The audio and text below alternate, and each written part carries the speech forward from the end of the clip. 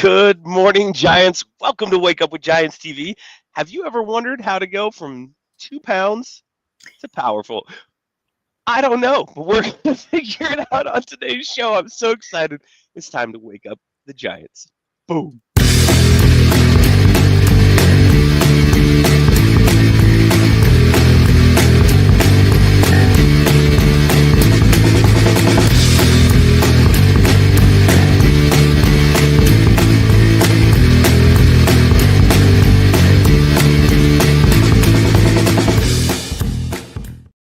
Good morning, Giants. Welcome to Wake Up with Giants TV. I'm Ryan Morris, co-creator of Wake Up with Giants TV, a tribe of giants, and 12 Journeys Coaching, and contributing author. I'm an author. However you want to write it. That's why I don't speak or write books or do anything like that. Just kidding. It's called The Journey of Riches, and I'm a contributing author in there. And then I am here with Mr. Nicholas T. Smith, author of The Giants and the Smalls, the whole reason why we're here, and 12 Journeys Coaching, a tribe of giants, about a 500 billion AI applications that will help you in your journey. They're amazing. I can't leave it alone, dude. Yeah, I just keep poking it, and I love it because it keeps serving other people, and that's what Nick Smith is all about. And then the tortoise's hair is right behind his shiny, beautiful head. Somewhere. There it is. Yeah. There you go. And I a guess whole I bunch didn't of put other my books. Giants book up there. Yeah. I should do that, huh? Should. Oh, right now. Look. Oh, look at that. Look at that shot of that bald spot. It was good. It's the best bald spot I've ever seen. Well, we're excited for today's guest, but we got a little bit of housekeeping, and I want Nick to go over our 12 journeys so that people understand what that is. We call it Sum Gigante, our Sum Gigante program, but that means I am giant in Latin. So yeah, great. That's all great it is. Program. Yeah. So make sure you go over to my12journeys.com and click on the archetype quiz so you can see where you're currently at. What this is designed to do is let you know where you are in your journey, not as an identification of your permanent identity. So what we do with the 12 journeys is identity work. We really work on narrowing down what your narrative is, where that came from, how to rewrite it, and really to empower yourself to do more. So when you take this personality quiz, it's about 60 questions. It'll take about 20 minutes to go through. It generates a report for you based on where you're at and where your strengths and weaknesses are, and then where you can really focus on growing in your Giants journey. So it's free. It's a powerful tool. You can always kick back over and explore the site. We've updated the site to serve you even more. You can learn all about the Sum Gigante program by clicking on the program right here at the top. And so that'll take you through what the 12 journeys are, how they work, and how they're going to serve you in rewriting that identity so that you can go from small to giant in your own world, in your own way. So powerful program. Another tool that I just released, if you go to mymirrorspace.com, I've released the tool, the Mirror app online, where you can actually have a conversation and deep dive into your narrative to explore your internal family systems, your parts, to start rewriting those and noticing those. And so if you go to mymirrorspace.com, you can access the Mirror, which is another powerful tool. And I'm just so addicted to AI and programming now. There's a lot that's going to come out. So yes. we're just looking at more ways to serve you. Currently, our partners and our alumni, people that have gone through our program, have access to hundreds of tools, AI applications, notebook LMs, documents designed to help you grow into the giant that you're capable of. So everything we're doing is about helping you to not only see your stories, but to love on yourself and to grow in a new and more powerful way. So if you don't like that stuff, please don't visit my12journeys.com. It will change your life, and that would suck for you if you don't like that stuff. So don't waste your time, right? Go over there. I love it. And hey, You know what? if you need if you want a great community, you can go find us a Tribe of Giants on Facebook, and then we're the best place to watch this. We do stream it to some other places, but the best place is YouTube, because you can hit the alert button when you can see when we go live every single dang time. And so go subscribe to our channel there, Wake Up with Giants TV, and you can then your comments come through too as well, Yeah. and stay That, there forever. I love Hugh's comment, man. There's a 12-step program for my addiction. I know, but this is an addiction I don't want to get rid of. Like we're just getting started. So I've been diving into getting certified on Python coding, UX design. I'm going all in. So I'm shifting some of my focus. Pretty fun. Yeah, I can't wait to see what happens next. So, well, Awesome. I know what's going to happen next here, because we're going to introduce our guest and learn about 2 pounds and how powerful that is. Yeah, it's going to be good. So I'm going to, well, let me see if I can pull this up here. So today we're diving into a story that redefines what it means to succeed. So in a world that often celebrates surface wins and quick strategies, we're bringing you something deeper, the journey of a woman who started life with every odd against her and turned that into unstoppable purpose. So Julie Brown was born weighing just 2 pounds with a facial cleft and a fight to exist. By 15, she had already left home, guided by nothing but an unshakable inner knowing that life could be bigger, and it was. From building businesses and global programs to coaching leaders who want to stop performing and start being, Julie is magic and wisdom in form. Her story will stretch your beliefs, stir your heart, and remind you of what's possible when you lead from who you truly are. So a massive welcome to the incredible Julie Brown. Thanks for being here. Yay. Thank you. Thank you. Thank you so much for inviting me. You're welcome. So privileged to be here. That makes sense now, the 2 pounds though. So I didn't know if it was like money pounds. I didn't know if it was like the left right hook. Yeah. Oh, the bench press, right? Or the bench press. Or the bench press, yeah. I told Ryan that's what she could bench press is 2 pounds. So that's where we're going to operate from in this show. That's on a good day, of course. That's on a good day. If you've started life at 2 pounds, this yeah, you this up, right? Yeah. Well, let's use that as a launch pad, because this is really all of us come into this world that we are not blank slates.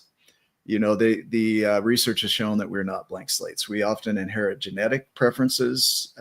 If you've ever read The Biology of Belief by Bruce Lipton, it was one of the first books that I read. He talks about the DNA and how certain switches are turned on when we're born into this world and certain switches are turned off. But at any point we can change those. And then if we have kids during that time, that DNA gets passed to them. So we don't really come in a blank slate. And then on top of that, for the first 7 years, our body's just absorbing whatever is, right? So we don't really prune anything.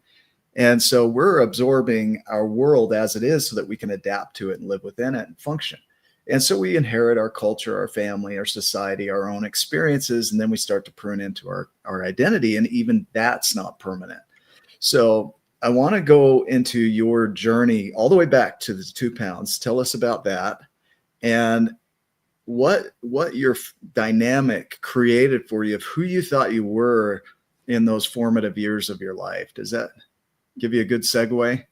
Absolutely. Let's go. Yeah. So I was born weighing 2 pounds. I was in an incubator for the first 6 weeks of my life, not knowing if I was going to make it or not. And I was born with what's called a facial cleft, as you know. And that means that my face wasn't properly formed. My eyes weren't straight and my nose wasn't formed properly. And because of the circumstances, the family circumstances in which I was born, I didn't actually have any operations until I was an adult and I went for them myself. Holy cow. So my young first 7 years weren't the greatest for my self-esteem. They weren't the greatest for my belief in myself. I wasn't wanted. I was told I wasn't wanted. I was told I was in the way. And basically the words I heard more than anything else growing up were, shut up, literally.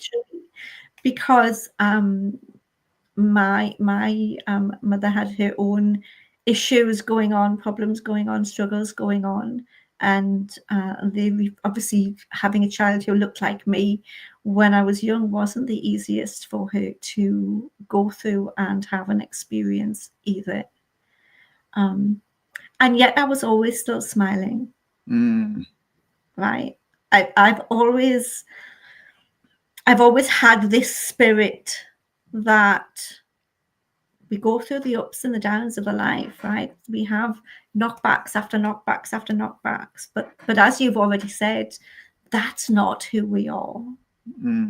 So I was born at 2 pound. I was born to a family, not a full family, but a part of a family that would rather I hadn't been born. Wow. Right? Yeah. Yeah. And I was told this from being very, very young. It wasn't as if this was something I'm making up. This was something I was repeatedly told quite a lot of the time. Can I throw something in here? Yeah, this is just like screaming in my head. So I saw a quote the other day. It says, therapy isn't full of people that need therapy. It's full of the people who are victims of the people who need therapy. Right? Victim isn't a word I want to use for myself. Sure. Yeah. It was definitely, my experience wasn't the greatest. Yeah. Play with that. I mean, we can shift the word victim, Absolutely. Yeah. 100%. My experience was because of the lacking or the lack of support or the experience of the caregiver that we have, right? And that's for all of us. And my journey is a testament to show that no matter what labels somebody else puts on me, I'm not having them. Right? I'm not having those labels. And whether it's a case of, disfigured, so I looked a bit different to a lot of people. I still do, but I'm a lot better than when I was. Had 47 stitches in my face twice for 2 operations and then 13 for the 3rd time. Wow.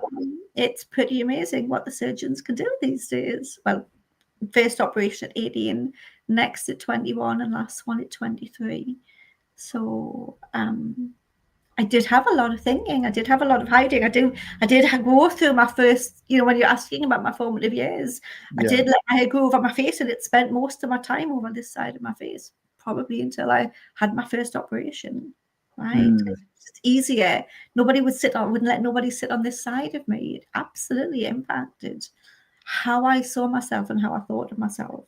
This is really, like, to me, it's intriguing, right? Yeah. So during those formative years, you covered your face. Now I notice you have bangs, right? So there's no covering that face.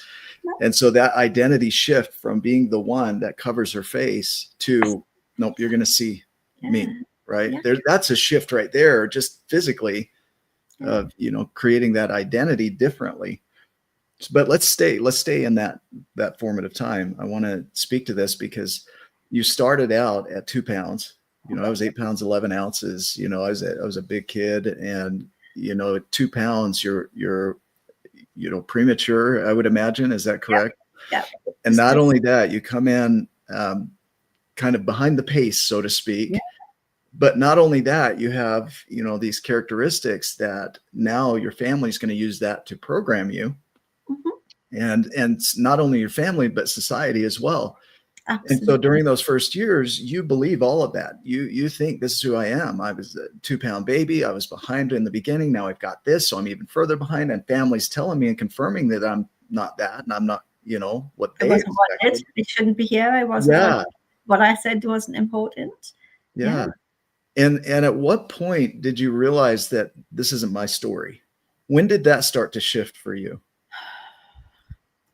Well, there's obviously a lot more to the story. I mean, seriously, I could write a book on this story alone. And if you want to fill in, because I've just mentioned that my mother wasn't the most maternal of persons with me. She was much better with my brother and my sister, but with me, she wasn't. And she also had a lot of her own problems. There was a lot of domestic violence in with the partner that she had. And there was a lot of self-harming. Every weekend she would self-harm, and I would be the one that would go in and clean it all up. So my brother and my sister didn't see it because I was the oldest. Yeah. So I had that from being about 8 until about 12, 13. And I would say that's probably when I sort of rebelled a little bit. That's when I just wasn't having the blame for everything. Like, it was my fault if she would self-harm. It was my fault if they had an argument. It was my fault if anything went wrong. Everything was my fault. And I was like, I don't think I'm going to be living like this anymore. And I ran away from home a few times. And I remember coming back and all of my things were packed, ready just to go. She was like, great, she's not coming back. But unfortunately, the police brought me back. And when I was 15, that's when I found a job working away. It was about a month before my 16th birthday. So I left school. Still done quite well in my exams, surprisingly, because I didn't even do any revisions, but I still got some really good qualifications. And I moved away. I moved away at 15. And it is, if they say, we haven't spoken for the past maybe 19 years. Yeah. Okay. This is a key right here for a lot of people. So this is more diving into the root journey. So when we look at the 12 journeys, the first 6 journeys are this, right? The non-conscious journey is all about all that programming, right? It also includes the protector programming that starts when you start to wake up to what no longer serves you, right? So it includes that. And then there's the journey of awareness, which is waking up to what no longer serves you and the shift. And then you go in through the journey of grief, which is all about the heavy emotions and how to navigate those and work with those. And then we go into the journey of acceptance, gratitude, and empowerment, where you really start to learn to allow what is without resigning to it, and then see the good that's in the world, and then start to empower yourself. Now, here's where I want to play, just pulling that in for reference here. During the formative years, you were taught something from your family. Then there was an awakening. We'll call this the first awakening, right? At around 15, you started waking up, somewhere in that range, of, I'm no longer going to do this. So this is what internal family systems calls your protectors show up. And they start to create value systems around, this is no longer going to serve me. So they start creating an identity, right? And this is where I think people get stuck, because that identity that got formed to move away from what was now becomes the new value system and operating system. And then there's a point where that no longer becomes useful, right? Yeah. And now you're rewriting your protectors, because now they're causing more harm than the good that they caused, right, when they were created. Yeah, absolutely. Went out of the frying pan into the fire with my relationship. Yeah. Okay. When I left, and I got into a relationship, and there was a lot of like, there was abuse and domestic violence and things, and that really weren't great.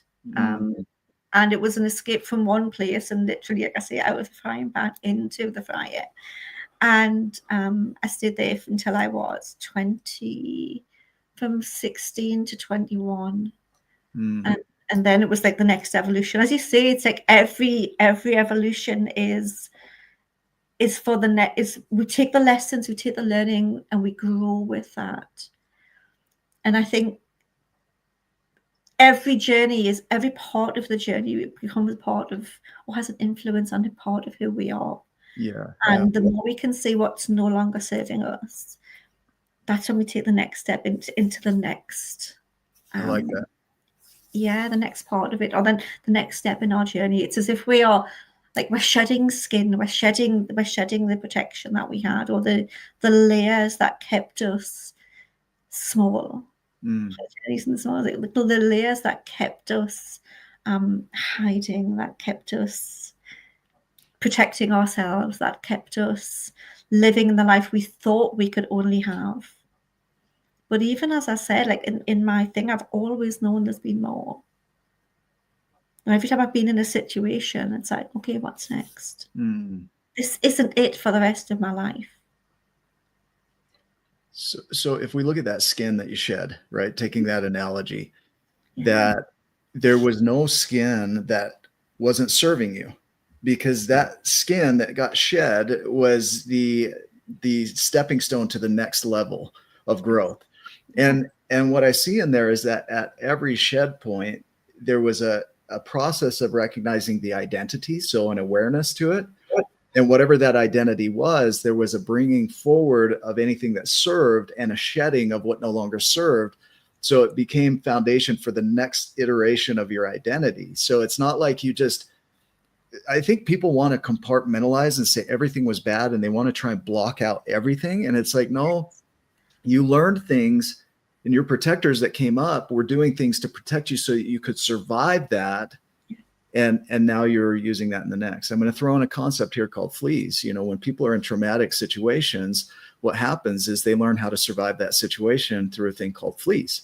And so like circus fleas, you learn how to jump so high, right, in that dynamic. And so now what happens though is like if you're in a relationship with somebody who's damaging, you learn how to work with that person. So you actually develop those traits that they have to survive them. And then when you leave them, you go into another dynamic where you've carried those fleas with you into that next dynamic. And now you're operating as they would have in a new dynamic.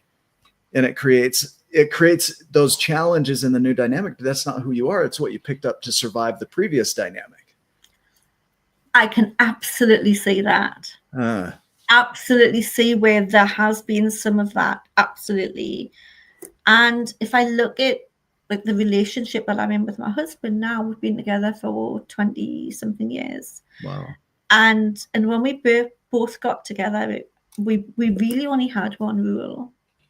Well, two rules. We treat each other how we want to be treated. And I don't stop him doing anything and he doesn't stop me doing anything. And that's it. There's no so as you say, the previous relationships of having to have things fixed to feel safe, having to have things meeting the other person's behaviors and sort of fitting in with them and then taking them to the next spot. There absolutely was that, definitely some of that from my first relationship into my second. And then as I've been with Paul, there was a deliberate, that's not continuing. Oh, see, and that right there, you just hit on it. Deliberate, right? Mm-hmm. And that takes awareness. So in the journey of awareness, what we see is people don't get curious about where their behaviors and patterns come from and what their identity is. They get judgmental about it, or they justify it, right? So that they don't have to change it. Truthfully, the brain is all about efficiency. So it doesn't want to change. It doesn't care. It just, I don't want to change. I want to sleep in today, kind of a thing. And then we bring this stuff to it. It's like, no, I'm going to fight you on that. And so to deliberately change it means that you consciously have to step and burn energy that your brain just doesn't want to burn, right? Absolutely. It's not just because I said that's it doesn't mean to say there wasn't times when I had to walk my talk and had to come up and I bumped up against all of the feelings and the wanting to repeat that pattern or say that thing or do that. This is where they say the awareness comes in. And not only the awareness, gentleness and kindness.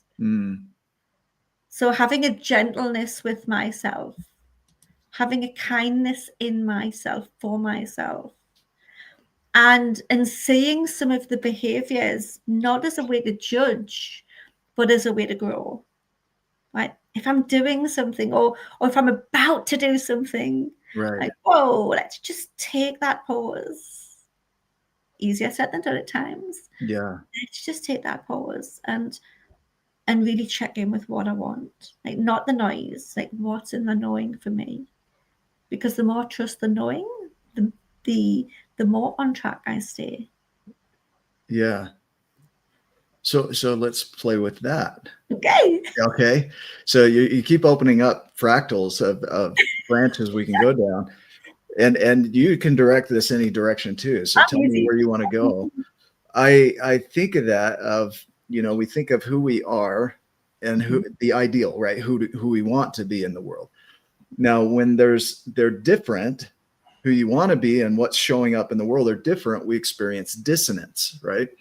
So the brain's job is to close that dissonance, that gap between what is and what we think should be. It wants to close that gap. And so we'll try and either make it right that we arrive over here or we go back to over here to close that dissonance gap because it's very uncomfortable. So we don't want discomfort. So one, if you don't know where you're going and who you want to be and what you're creating, then you don't know what to pursue or be deliberate about. And so you just tend to go back to what is.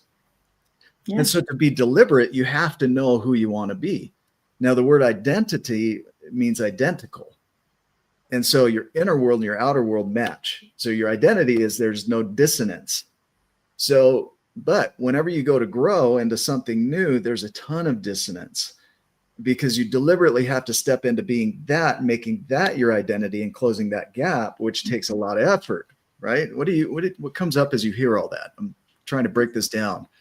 So how I liken this is our brain's got its pathways that are well worn, that it just knows that if you take a look at any field, any area of grass around a hospital or car park, you've got some beautiful man-made paths around it, like where they've been you've got the cement paths or the paved paths, and then you've absolutely always got a walked one where people have just taken the shortcut.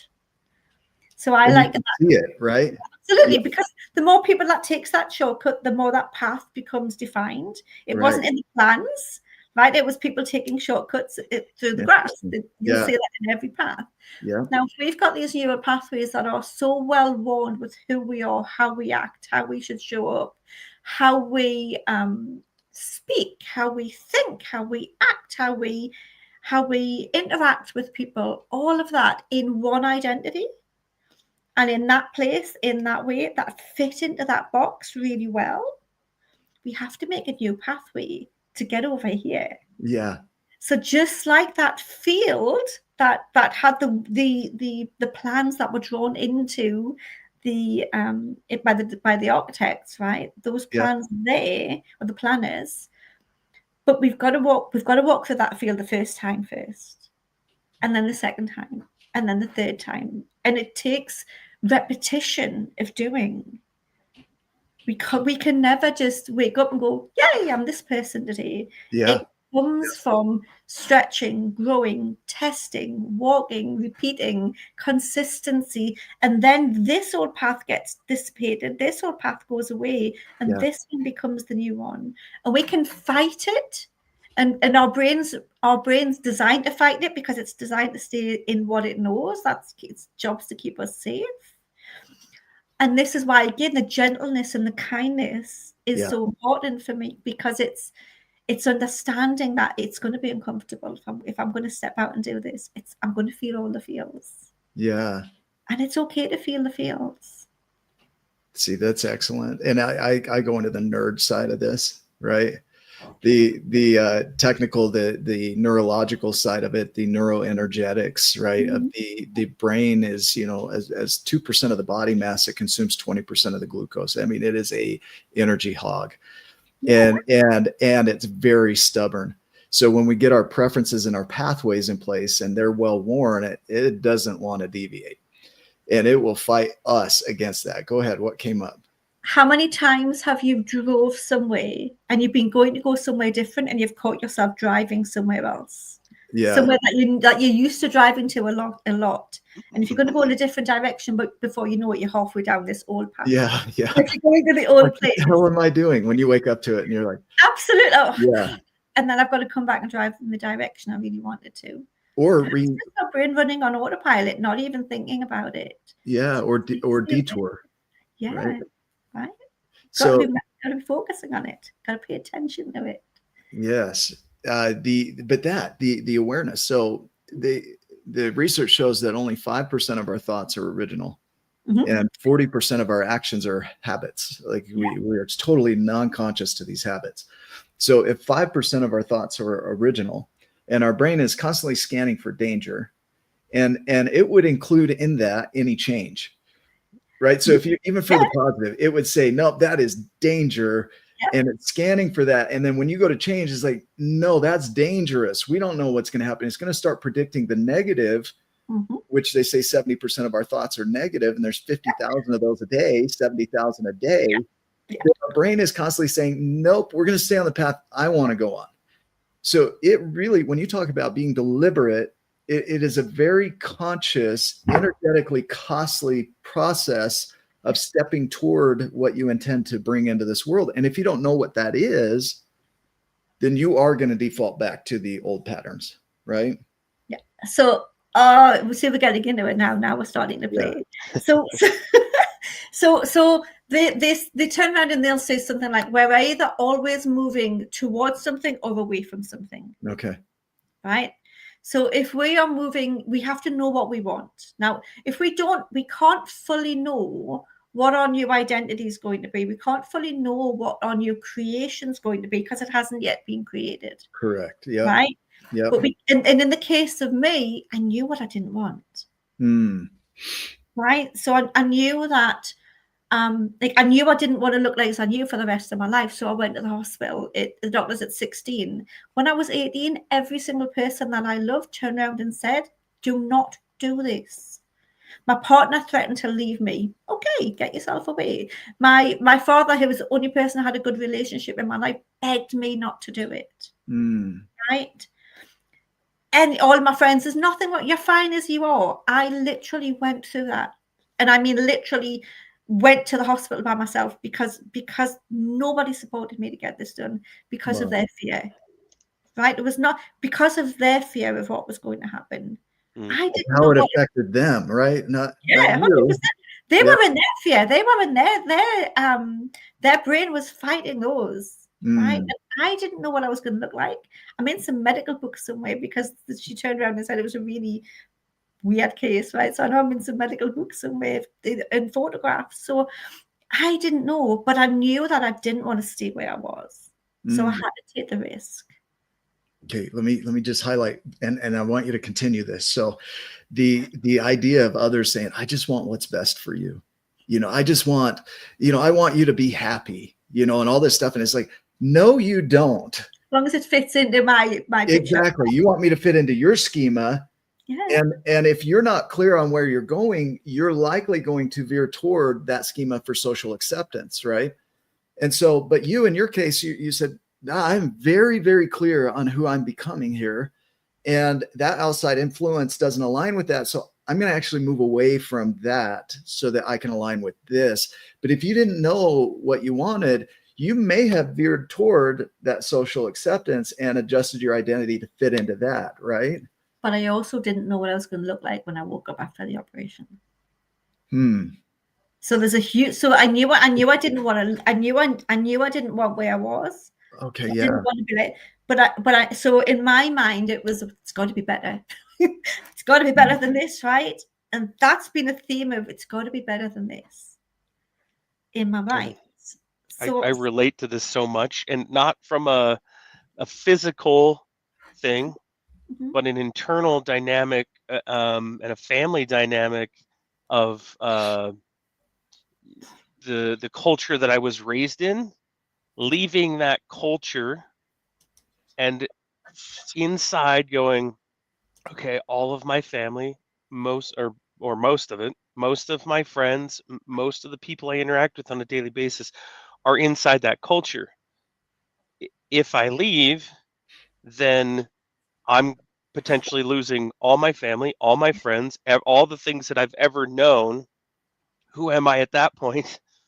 The judgments and the fears kept me frozen for so many years. Like I can relate to that pressure, and then the wanting and the desire of something different, and I don't want where I'm at now, and there's no other way. This is how it's going to have to be. And it doesn't mean I had to abandon everybody necessarily. There were some that stepped away out naturally. There were some that I chose to step away from, but a lot of it was my own judgments of how it was going to look on the other side. But I had to develop that courage to start stepping forward through it. And as I started stepping through it, I found this thing was trying to keep me safe. And it's not necessarily, now I understand sometimes it could go the other direction too. So there's not that. For me, it didn't. For me, I found out that it was, oh my gosh, I got on the other side of this, and I do feel better, and there are, this is different, and I still have, certain people in my world. But anyway, I'm just sitting here thinking about the different as somebody at home can relate to it, you know, versus, oh, they could be sitting there, I don't have cleft palate or you know, a facial deformity or whatever, but I did have a cultural, or I did have some other type of uh, issue, and it was just as big for them to go through it. Could be a relationship that they've left. Yeah. Right. That other people didn't understand because they were a lovely couple. Right. There's so many different examples of the decisions that we make that we just know we have to. We don't know what's on the other side, but we know staying where we are is not an option. Yeah. This is very helpful because often we don't set clear visions because we don't have a clear vision. Yeah. I've never been to the place I'm going.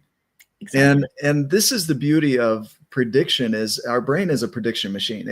And by prediction, that word means to, before you speak it, which is where it really becomes vibration in the world, and you start to actually create that, it has a chance to play it out. And it does that based off all of its past experiences. And so when you're not very clear on where you're going, it's going to try and mold what has been into what you think will be and try and create a clear enough picture to create that. But it's not going to put the energy in if you're not deliberate about it, because you really have to fight. You know, the way the glial cells are set up in the brain is as you use things, they myelinate, which means they're going to fire faster and faster for you. But it takes, like you said, repetition for that to happen. And in the beginning, your brain is going to say, no, we got a better path over here. I'm going to go back over to that. Right. And that's going to, and because that fires so quickly. Yeah. It's there constantly. It takes that. Yeah. That's up it. to 10 seconds before conscious awareness, it's firing. Absolutely. And that's why we can already feel. Yeah. Before we even have awareness of the thought, that's why we're already having the reaction. And we wake up 10 miles down the road on the wrong path that we've always taken, right? There we go. We got it all back on track too. Yeah. I took us on this loop and Nick brought us right back through. It was perfect. But it takes, you know, that consciousness of where are you going? You have to realign. So I hear this is a pretty common phrase in the work that we do. I should know better by now. Why haven't I learned this already? Right. And what do you say to that when people say that? Oh, I say I'm never going to learn. There's always something else. I can judge myself, and I should know something. If I should have, I would have. Right? If I should have, sounds like an excuse. I would have known it then. And I'm going to learn what I'm going to learn when I'm ready to hear it, when I'm ready to embody it, when I'm ready to see it, and because a lot of the time, all the things that I think I should have known sooner, they weren't new things to me. There were things I'd already been told. There were things I'd already knew. There were already things I'd thought, but I hadn't taken action with them. Yeah. Or like you said, the timing wasn't you weren't ready. ready to hear it. In the book, The Giants and the Smalls, the giant is speaking to the small, and his ears are so little, like it just does. Right? Is that or am I going the opposite in the direction? Original, I mean, it's not in there right now, but it's in the original that way. Yeah. Yeah, so his ears, like he couldn't hear, it just wasn't entering in properly at the time. And so you had to slow it down, and sometimes it does take the right willingness and the openness and the timing, and then you're like, oh my gosh, I'm ready to hear, I'm ready to do, I'm ready, you know, and you'll do it. If you're not ready, you're not gonna do it. Until it makes sense, it doesn't make sense. Yeah. Yeah. Right. So somebody's just asked if their surgeries have changed who I am. And at my core, no, they haven't. Because I've always been quite a chatty, you know, I've extroverted type of person. I've always been quite happy. I've always been quite motivated. I've always had ideas that I wanted to fill out. And yes, absolutely, they were like, you know, slapped away, but they haven't stopped coming. And yes, the surgery changed how I looked, but it didn't change who I am. Was it like a power up? You know what I mean? Like a mushroom in Mario Brothers. Like, yeah. Do you know, really it wasn't. I didn't feel very different once. Okay. I mean, I've certainly looked, I mean, I look like I've been in a major car crash. when I had the operation, they wouldn't even show me my face. And then the nurse came along and was like, pass me that mirror. And I just took one look and went, oh shit. And I literally better heal. That's right? not what I thought. Yeah. Seriously, it looked good, right? You got to give it a minute. It was like a lot more than a minute, trust me. I was like, oh no. And I couldn't even open my mouth to eat. And my face was that swollen. It was like, it was and then the swelling went down, and then there was all the scars, and then there was just like loads, there was still more work needed done, and then there was more work needed done, and just finishing. And there probably could still be stuff done now that are still not perfect, but like I don't need to be perfect. I just want to feel better about how I looked when I showed up, and I didn't want to have to like not have people or feel as though I couldn't let people sit on this side of me, which I didn't do for a lot of years. Yeah. Over 20 years. But who I am at my core is the same person. Like I've always been kind, I've always been friendly, I've always been like looking after people. I've always done that. And I've always known that this isn't it. Yeah. Like, this isn't like we're always growing and evolving. So glow up. Maybe, you know, like it's been quite a while now. I probably did increase my confidence at the time. But even as strange as though it sounded, I still had an inner confidence around me a lot of the time when I wasn't hiding who I was. That might seem really weird. It totally does. When we speak about the 12 journeys, we say that you're not becoming a giant, you're unbecoming everything that makes you not a giant. And so what you're hitting on here is there are core character traits, which I think is our gift. And that's our unique impact in the world. So when you strip off all the stuff that doesn't serve you, you really get back to that powerful gift that you have, which was always there. It's just, it was masked by social expectations or culture or family or life experiences or trauma, depression, anxiety, like all these things, right? Whatever our flavor is, right? Yeah. So there's a thing called via negativa, which is where you really get curious about what is, and you strip down the pathway to negativity to nothing, or negativa to nothing. And when you get to the via negativa, to the end result, you don't find out that there's nothing, you find out that there's everything. But most of us won't look at what's going on because we're too busy judging it or justifying it or shaming ourselves of really speaking as an identity. I am unworthy, right? Or guilting ourselves. Can you speak to that? Yeah, definitely had some of that along the time. I didn't used to speak the kindest to myself sometimes. You know, from growing up and being told that nobody was interested in what you had to say. I mean, even in 2000, even though it's years after my operations, when I first joined Facebook, I didn't have a Facebook picture until 2019, and I joined in 2010. Wow. Right? So you know, like when you're talking about like how we are speaking about ourselves, we've got to be careful because we're always listening, right? And we're always listening to ourselves. And when our instant reaction is, I'm stupid, I can't do that. Who am I to do that? Let somebody else do it better. We are literally creating our reality through our words in the moment. So we really have to be, and this is why I work a lot with people with this around, is like, watch what you're saying. It's so important. We create our reality and our experience through the words that we have. And words are the most limiting and liberating thing that we have to share. I want to pull in here the 5 growth journeys. But actually, we're going to pull all of them. The 6th or the 12th journey is the legacy journey, which is our impact that is created by our gift, which is who we are at our core. So in the 5 growth journeys, there's uncertainty, which says that everything is possible. There's nothing off the table, that anything you can imagine is available to you. Now, granted, there are some things that create limitation and access to that, but they are there. You literally can create anything. Abundance says all the resources, materials, opportunities, people that you need to create that thing are also here.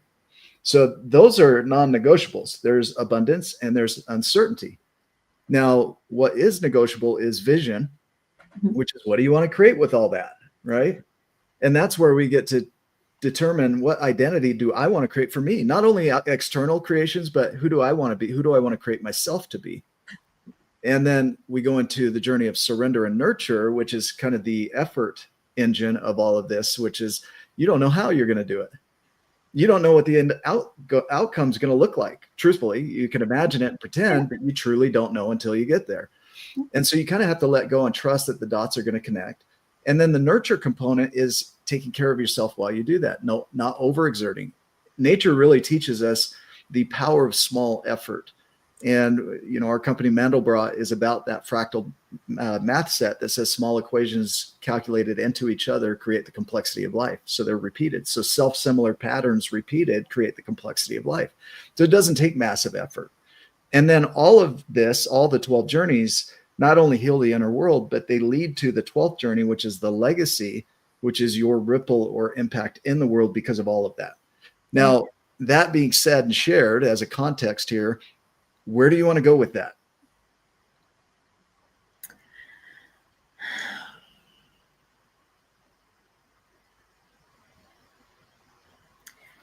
When we believe we have limitations, we will see limitations. When we believe there are possibilities, we will see possibilities.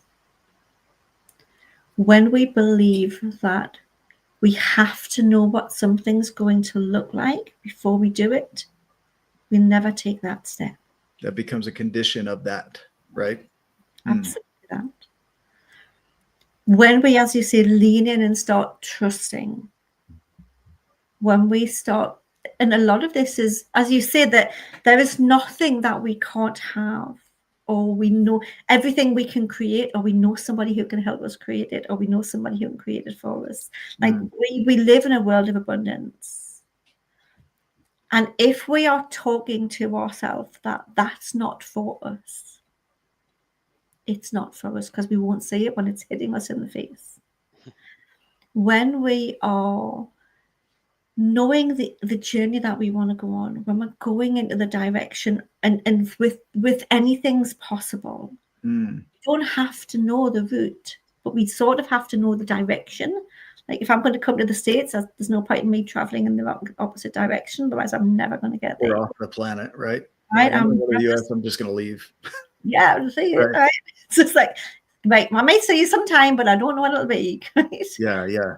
So when we look at who we are internally, without the noise, without the conditions, whether they're ours or whether they're being imposed or given, gifted or not so gifted to us, when we come into who we are, we can't help but have ripples.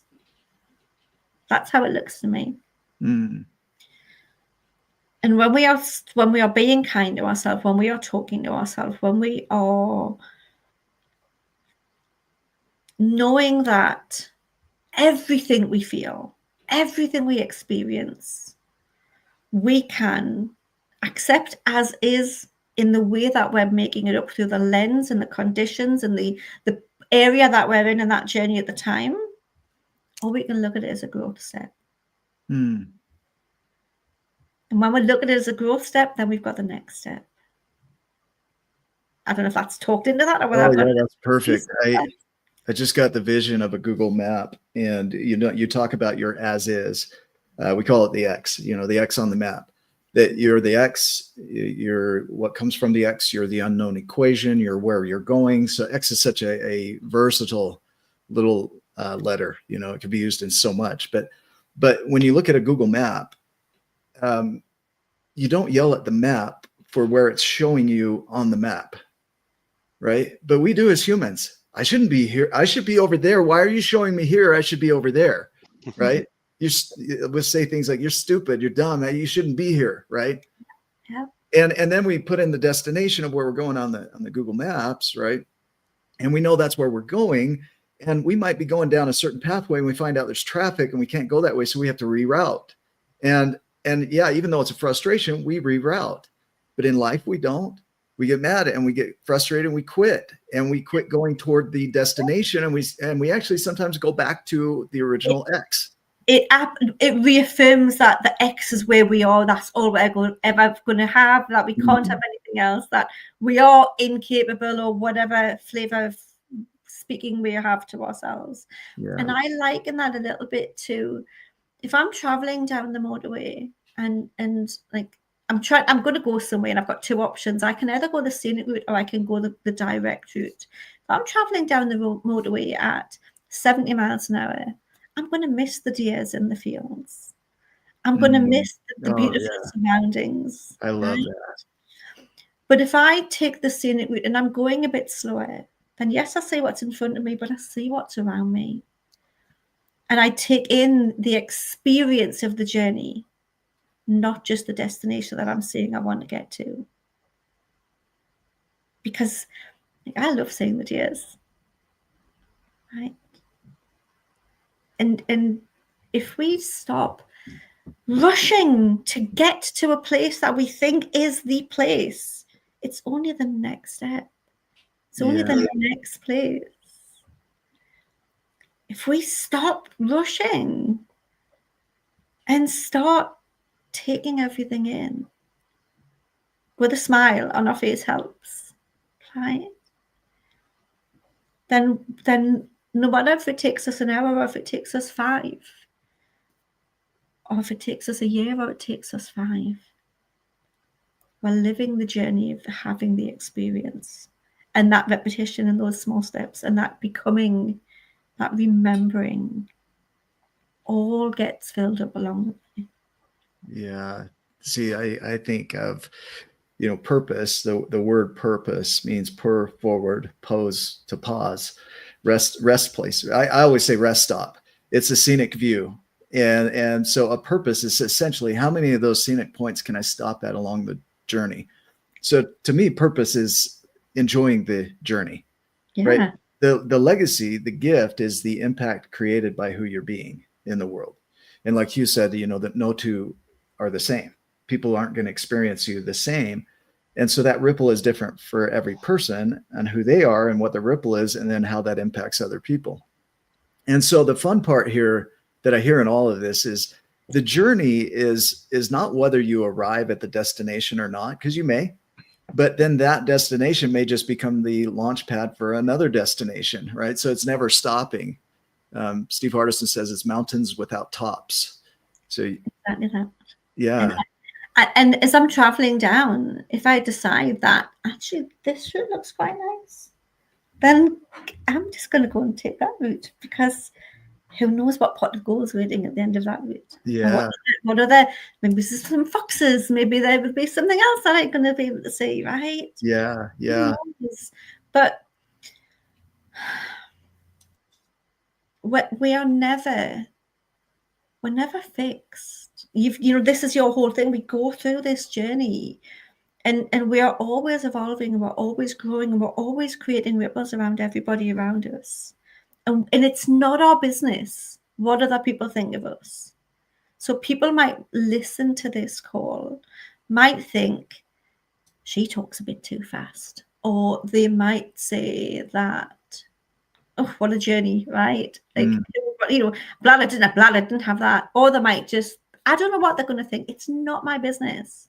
But each and every one of us will listen to other people through the lens that where we're at the time. And if we're in limitation mode, or if we're in negativity mode, or if we're in comparison mode, when we're listening to somebody else, we're missing the gold. When we stay open and notice that, yes, we're going to judge because it's our brain's job to judge, because it's always assessing for safety. But that doesn't mean to say we have to join the party. That's when we can create ripples. That's when our being, our grounding, that's when that shows up. And that speaks louder than any words that we say. It's so individual too. The idea of healing, like we never heal. And the word heal means wholeness. And so the crazy thing about wholeness is, as we're expanding, that wholeness also expands. So we're constantly healing or trying to become whole in the new expansion of who we are, which, this is the giant's journey. You go from small to giant. It's, you know, that there's no limit to who you can become, and only the limitations you set for yourself. Yeah. And so that becomes the journey, is how big can I get? What can I create as an impact or ripple in this world? There's no limit to it. So that wholeness expands, our healing expands with it, our journey expands with it. So it's never an ending journey. It's not a destination. And if you didn't have to do anything or be anyone to be worthy of your love, what difference would that make? Mm.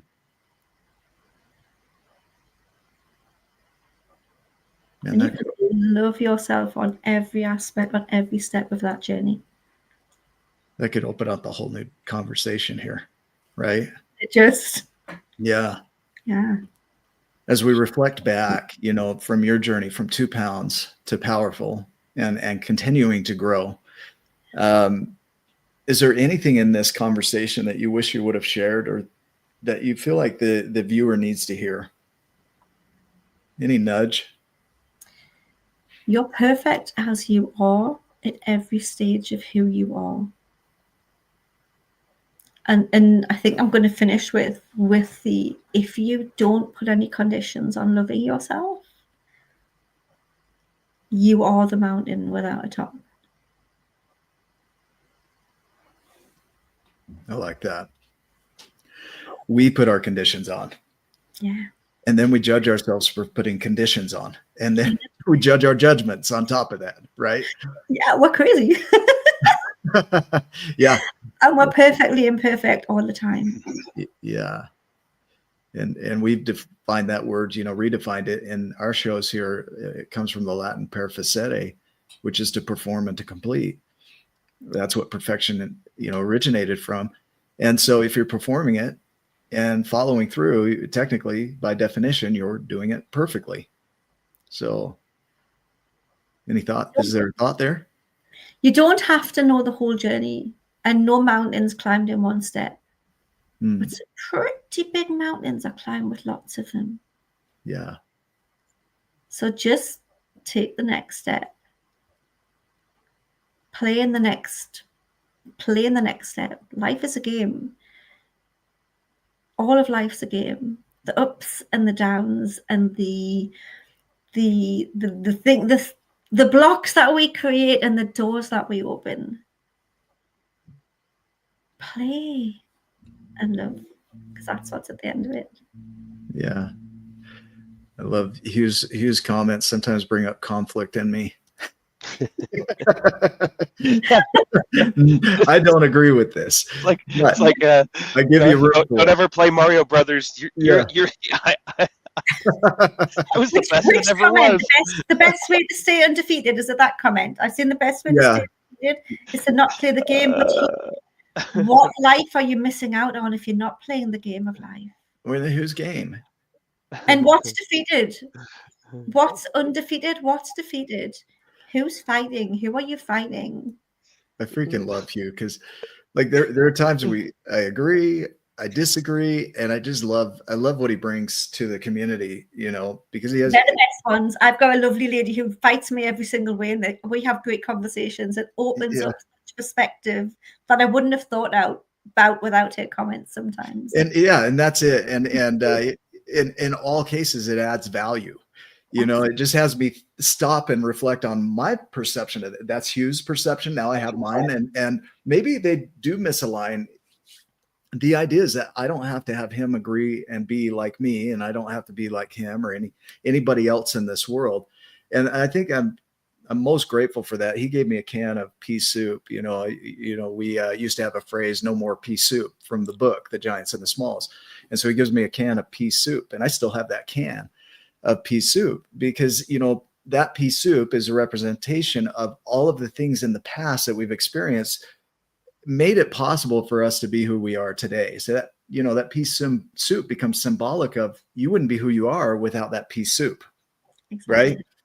I think it's a beautiful gesture. So I don't mean that to fight with you or I do disagree with you on some things. And I'm also grateful for his differing view, you know? As Hugh has said, yeah, legacy to others. The legacy is others' experience with us, and no two will be the same. Yeah. Yeah. We've all got our lenses through. We We've all do. got our lenses that we're seeing things through and playing in that.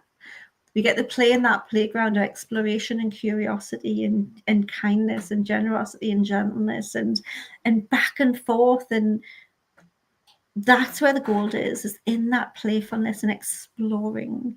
And as long as both people are always still open, like the richness is in the gold in the conversation. That's it, right? Yeah. We can agree to disagree and have our differences and still love each other. I think that's very doable, right? How boring would this world be if we only ever agreed with each other? Yeah. Jeez Louise. Ryan, as you reflect on this entire conversation, what are you coming up with? Jeez Louise. I like that. That's awesome. You know, I think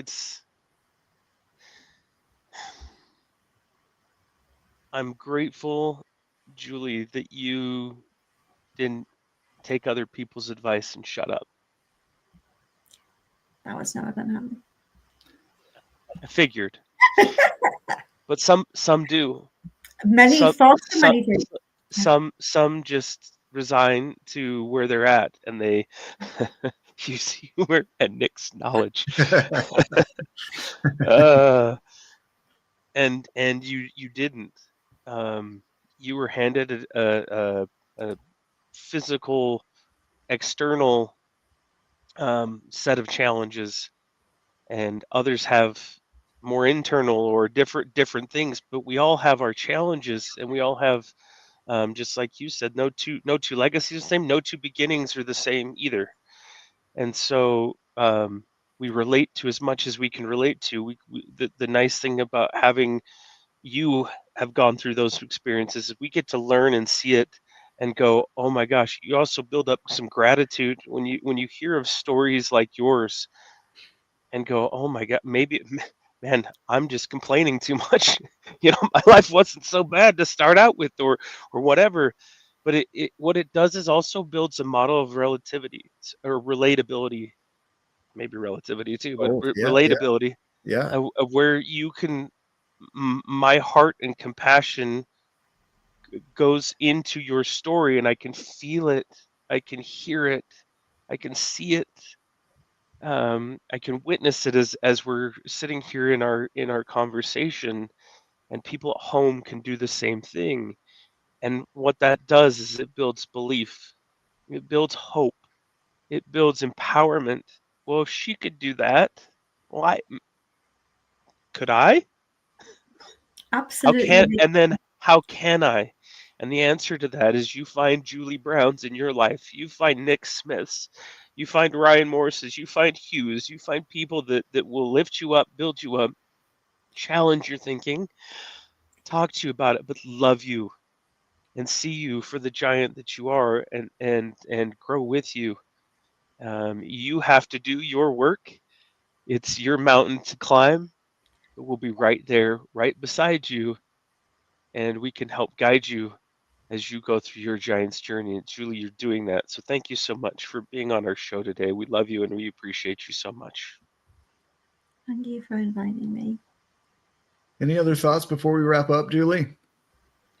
I think Ryan's said it perfectly. If anybody is on their journey and they're thinking that things feel too tough at this moment in time, there are people to speak to. Contact Ryan and Nick and let them support you in this journey. And my messenger is always open as well. Yeah, I love that. Please go. We've got the website right here, julie-brown.info. You can grab information there. You can always come back for Blues Clues or Hughes Views. One of those. You like that spelling there? Hughes Views. Hughes. But we are so grateful to our viewers because these comments help. Your sharing of this content helps. We do need your help at growing the subscriber base. So if you know other people that would benefit from this conversation and more, send them over to Wake Up with Giants TV on YouTube. and subscribe. Don't just go visit, watch the show, subscribe and share, because that tells YouTube that this is good information, and then they'll help us promote it. We are so grateful for you and what you shared today. To me, it's a confirmation. I don't know if I biased this whole conversation with my confirmation bias here, but hey, Matthew, thank you, Matthew. It's great to hear that, you know, there is a lot of overlay between what the work that you're doing and what we do at 12 Journeys. And what we tell coaches is, you know, we have a partner program in our coaching program, is we're not trying to replace what you do. We're trying to enhance it by creating a foundation for people, so that when they come into your program, the 12 Journeys has laid a foundation for that for us, be a power up, right? Mm-hmm. And so the 12 Journeys really lays the foundation for human behavior and understanding why you do what you do and why you think you are who you think you are and how to shift that. And then what you do just takes it to another level. And that's what we love about all of these episodes, is they complement each other. And so I'm so grateful for what you shared today, from your journey from 2 pounds, and not only 2 pounds. I mean, that was an understatement of what you've been through. Of creating yourself into who you are today and realigning with at your core, your true identity, which is the giant. And thank you for that. Thank you for inviting me. You're welcome. And so for everybody that's watching, we love you. We're grateful that you've been with us. We hope you go make it a giant day, and we will see you in the next episode. Love you too.